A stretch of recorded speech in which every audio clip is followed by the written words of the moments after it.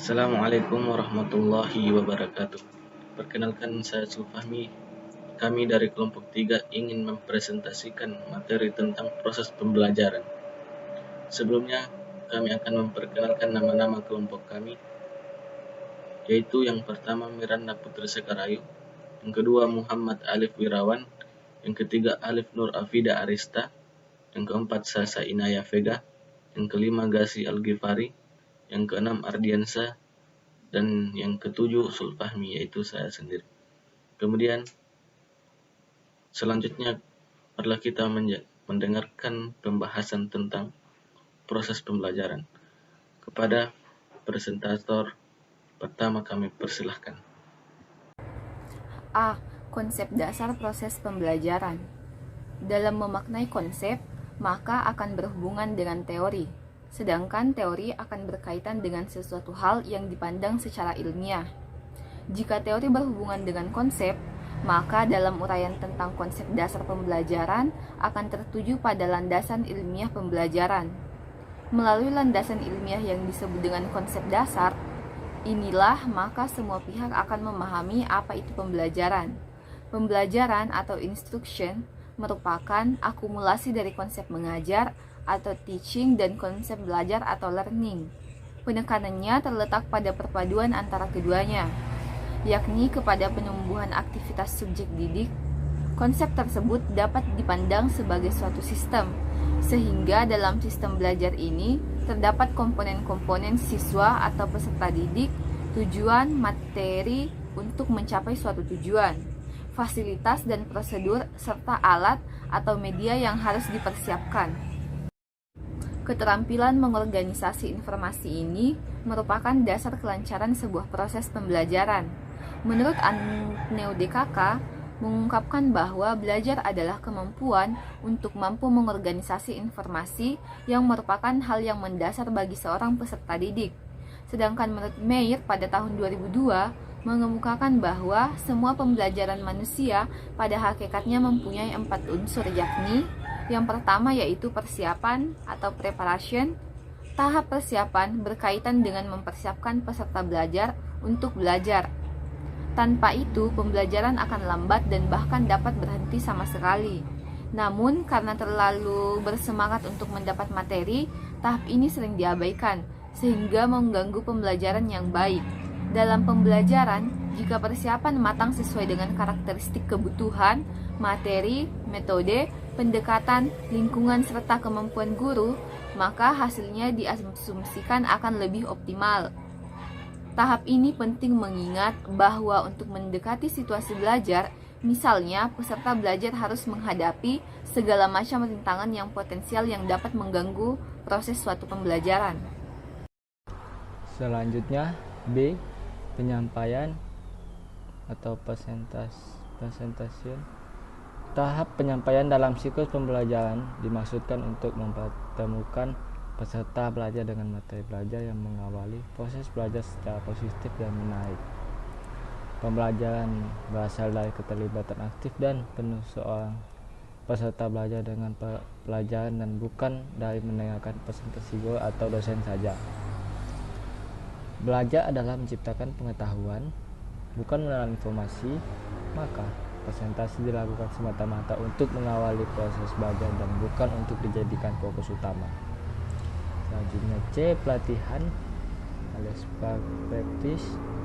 Tahap latihan ini dalam siklus pembelajaran berpengaruh terhadap 70% atau lebih pengalaman belajar keseluruhan. Nah, dalam tahap inilah pembelajaran yang sebenarnya berlangsung. Bagaimanapun apa yang dipikirkan dan dikatakan serta dilakukan pembelajaran yang menciptakan pembelajaran dan bukan apa yang dipikirkan, dikatakan dan dilakukan oleh instruktur atau pendidik. Tugas instruktur atau pendidik adalah menyusun konteks tempat peserta belajar dapat menciptakan isi yang bermakna mengenai materi belajar yang sedang dibahas. Dan yang terakhir, D. Penampilan hasil atau performance. Belajar adalah proses mengubah pengalaman menjadi pengetahuan, pengetahuan menjadi pemahaman, pemahaman menjadi kearifan, dan kearifan menjadi tindakan. Tujuan tahap penampilan hasil ini adalah untuk memastikan bahwa pembelajaran tetap melekat dan berhasil diterapkan. Setelah mengalami 3 tahap pertama dalam siklus pembelajaran, kita perlu memastikan bahwa orang melaksanakan pengetahuan dan keterampilan baru mereka pada pekerjaan mereka, nilai-nilai nyata bagi diri mereka sendiri, organisasi, dan klien organisasi. B. Pengelolaan proses pembelajaran. Pengelolaan pembelajaran yang akan direncanakan perlu didukung 4 variabel yang dikelola dengan optimal, yaitu pengelolaan siswa, pengelolaan guru, prosedur pembelajaran, dan pengelolaan lingkungan kelas. Penggunaan media pembelajaran tersebut diharapkan dapat meningkatkan dan memelihara perhatian peserta didik terhadap relevansi proses belajar mengajar. Proses pembelajaran selain diawali dengan perencanaan yang bijak, serta didukung dengan komunikasi yang baik, juga harus didukung dengan pengembangan strategi yang mampu membelajarkan siswa. Pengelolaan pembelajaran merupakan suatu proses penyelenggaraan interaksi peserta didik dengan pendidik dan sumber belajar pada suatu lingkungan belajar. Menurut Dunking dan Biddle 1974, proses pembelajaran berada dalam 4 variabel interaksi, yaitu yang pertama, variabel pertanda atau presage variable, berupa pendidik. Kedua, variabel konteks atau context variable, berupa peserta didik. Yang ketiga, variabel proses atau process variable, dan variabel product variable. Slide berikutnya. A. Pengelolaan siswa. Kedudukan siswa dalam kurikulum berbasis kompetensi merupakan produsen. Artinya siswa yang mencari tahu pengetahuan yang dipelajarinya. Belajar merupakan kegiatan yang bersifat universal dan multidimensional. Dikatakan universal karena belajar bisa dilakukan siapa saja, kapan saja, dan di mana saja. Karena itu bisa saja siswa merasa tidak butuh dengan proses pembelajaran yang terjadi dalam ruangan terkontrol atau lingkungan terkendali. Kemudian B. Pengelolaan guru. 1. Komponen kompetensi pengelolaan pembelajaran yang meliputi penyusunan rencana pembelajaran, pelaksanaan interaksi belajar mengajar, penilaian prestasi belajar peserta didik, dan pelaksanaan tindak lanjut hasil penilaian. 2. Komponen kompetensi pengembangan potensi, yaitu pengembangan profesi. 3. Komponen kompetensi penguasaan akademik yang meliputi diantaranya pemahaman wawasan pendidikan dan penguasaan bahan kajian. Selanjutnya saya lemparkan ke pemateri berikut. Bagian C adalah proses pembelajaran. Perkayasaan proses pembelajaran dapat didesain oleh guru sedemikian rupa. Idealnya, kegiatan untuk siswa pandai harus berbeda dengan kegiatan untuk siswa sedang atau kurang, walaupun untuk memahami satu jenis konsep yang sama karena siswa mempunyai keunikan masing-masing. Adapun prosedur pembelajaran meliputi yang pertama pendekatan, yang kedua metode, dan yang ketiga teknik. Bagian D, pengolahan lingkungan kelas. Iklim belajar yang kondusif merupakan tulang punggung dan faktor pendorong yang dapat memberikan daya tarik tersendiri bagi proses pembelajaran. Sebaiknya, iklim belajar yang kurang menyenangkan akan menimbulkan kejenuhan dan rasa bosan. Dalam mewujudkan pengolahan kelas yang baik, terdapat beberapa faktor yang mempengaruhinya. Di antara yang pertama, ruang tempat berlangsungan proses belajar mengajar. Yang kedua, pengaturan tempat duduk. Yang ketiga, ventilasi dan pengaturan cahaya. Dan yang keempat, pengaturan penyimpanan barang-barang. C. Metode proses pembelajaran. Metode pembelajaran menjadi salah satu unsur dalam strategi belajar mengajar. Metode pembelajaran digunakan oleh guru untuk menciptakan lingkungan belajar dan mengkhususkan aktivitas guru dan siswa terlibat selama proses pembelajaran. Metode pembelajaran didefinisikan sebagai cara yang digunakan guru dalam menjalankan fungsinya dan merupakan alat untuk mencapai tujuan pembelajaran. Metode pembelajaran dengan teknik adalah dua hal yang berbeda. Metode pembelajaran lebih bersifat prosedural, yaitu berisi tahapan-tahapan tertentu, sedangkan teknik adalah cara yang digunakan dan bersifat implementatif. Dengan kata lain, metode dapat sama akan tetapi tekniknya berbeda. Metode pembelajaran suatu cara yang digunakan dalam mencapai tujuan yang telah ditetapkan. Dalam kegiatan belajar mengajar, metode sangat diperlukan oleh guru.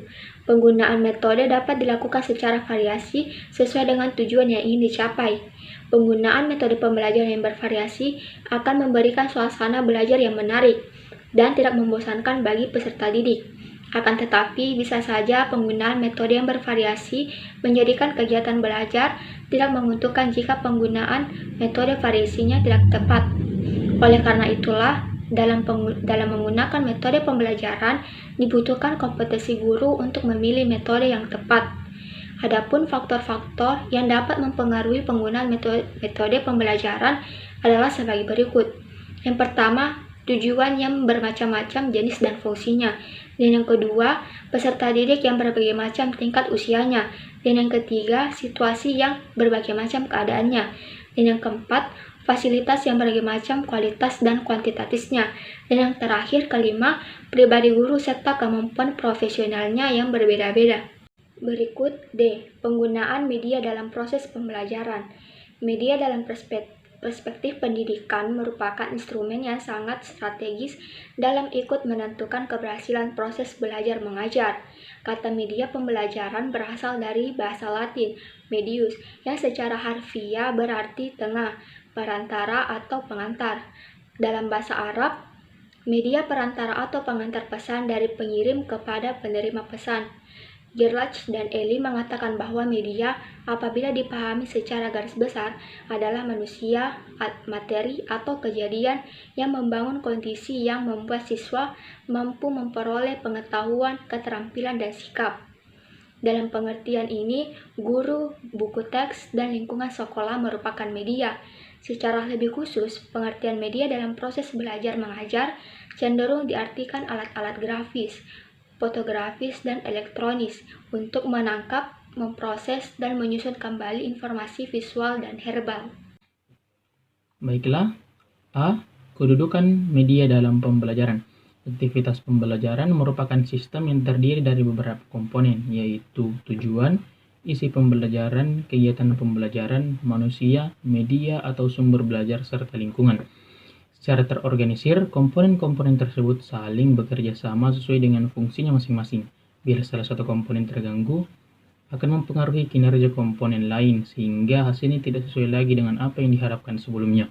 Kedudukan media tidak hanya sekedar sebagai alat bantu mengajar, tetapi sebagai bagian integral dalam proses pembelajaran. B. Fungsi media pembelajaran. Media, sebagai komponen sistem pembelajaran, memiliki fungsi yang berbeda dengan fungsi komponen-komponen lainnya, yaitu sebagai komponen yang dimuati pesan pembelajaran untuk disampaikan kepada siswa. Fungsi media pembelajaran yaitu membangkitkan motivasi minat atau tindakan dan rangsangan para siswa untuk bertindak dalam kegiatan pembelajaran, juga untuk tujuan informasi di hadapan sekelompok siswa.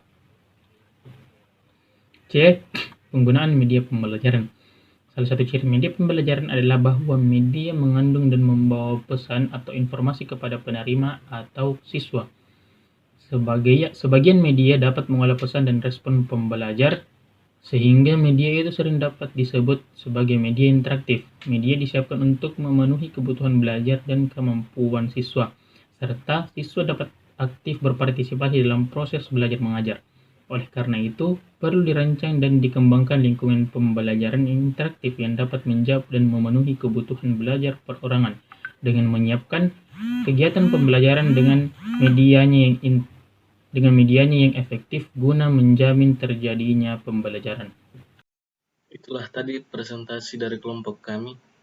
Sebagai kesimpulannya, yaitu proses pembelajaran merupakan suatu proses yang mengandung serangkaian pelaksanaan oleh guru dan siswa atas dasar hubungan timbal balik yang berlangsung dalam situasi edukatif untuk mencapai tujuan tertentu. Interaksi atau hubungan timbal balik secara antar guru dan siswa ini merupakan syarat utama bagi berlangsungnya proses pembelajaran. Pada hakikatnya, pembelajaran yang efektif merupakan proses belajar mengajar yang bukan saja terfokus kepada hasil yang dicapai peserta didik, namun bagaimana proses pembelajaran yang efektif mampu memberikan pemahaman yang baik, kecerdasan, ketekunan, kesempatan, dan mutu serta memberikan perubahan perilaku dan mengaplikasikannya dalam kehidupan mereka. Untuk mewujudkan pembelajaran yang efektif ditinjau dari kondisi dan suasana serta upaya pemeliharaannya, maka guru selaku pembimbing harus mampu melaksanakan proses pembelajaran tersebut secara maksimal. Terima kasih atas perhatiannya. Assalamualaikum warahmatullahi wabarakatuh.